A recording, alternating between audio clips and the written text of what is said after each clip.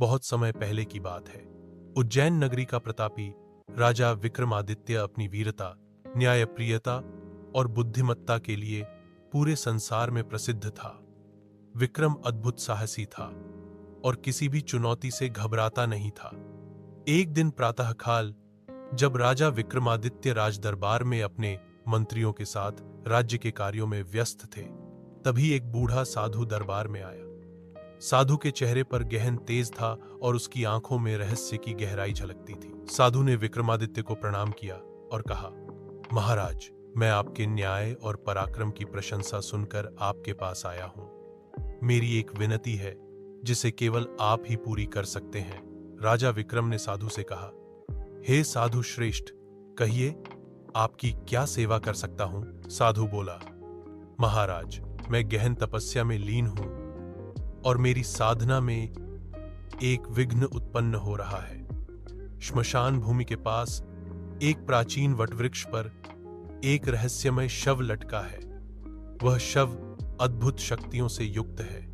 यदि आप कृपा करके वह शव मेरे लिए ला दें तो मेरी साधना सफल होगी। विक्रम ने बिना किसी हिचक के साधु का प्रस्ताव स्वीकार कर लिया।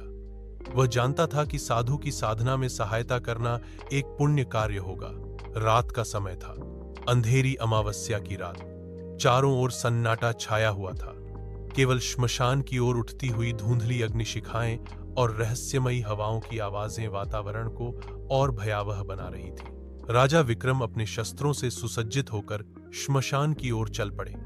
रास्ते में झाड़, झंखाड़ और जंगली पशुओं की आवाजें आती रहीं, पर विक्रम निडरता से आगे बढ़ते रहे। श्मशान में पहुंचते ही विक्रम की दृष्टि उस वटवृक्ष पर पड़ी जहां पर वह शव उल्टा लटका हुआ था। शव एक बेताल का था जिसके चेहरे पर विचित्र मुस्कान थी। विक्रम ने तलवार से शव की रस्सी काटी और शव को अपने कंधे पर डाल लिया। तभी बेताल बोल उठा, राजा विक्रम, तुम बड़े साहसी हो, पर मेरे साथ चलने से पहले मैं तुम्हें एक शर्त बताना चाहता हूं। मैं तुम्हें एक कहानी सुनाऊंगा और अंत में एक प्रश्न पूछूंगा। यदि तुम उस प्रश्न का उत्तर जानते हुए भी न दोगे तो तुम्हारा सिर 100 टुकड़ों में बंट जाएगा, और यदि उत्तर दोगे तो मैं इस शव को छोड़ फिर से पेड़ पर जा लटकूंगा। राजा विक्रम ने चुपचाप बेताल को कंधे पर उठाए चलना शुरू कर दिया। बेताल ने पहली कहानी सुनानी शुरू की। पहला रहस्य, व्यापारी का रहस्य। बहुत समय पहले की बात है। मगध राज्य में एक धनी व्यापारी रहता था जिसका नाम सोमचंद्र था। उसके पास अनगिनत संपत्ति थी, परंतु संतान सुख नहीं था।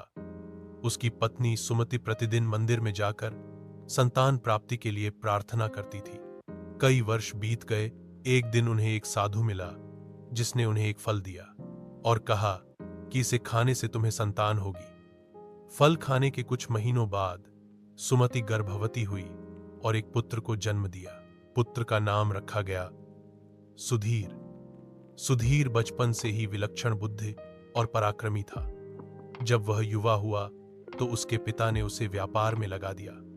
एक दिन व्यापार के सिलसिले में सुधीर दूसरे नगर गया। वहां उसने एक सुंदरी चंद्रलेखा से विवाह कर लिया। कुछ समय बाद वह अपने नगर लौटा, लेकिन नगर लौटते ही चंद्रलेखा की तबीयत बिगड़ने लगी। वैद्य हताश हो गए। तभी नगर में एक नया साधु आया जिसने कहा कि वह चंद्रलेखा को ठीक कर सकता है, परंतु एक शर्त पर उसे रात्रि के समय नगर से बाहर श्मशान ले जाया जाए और वहां साधना की जाए। अगर आगे की कहानी सुनना है तो कमेंट करो।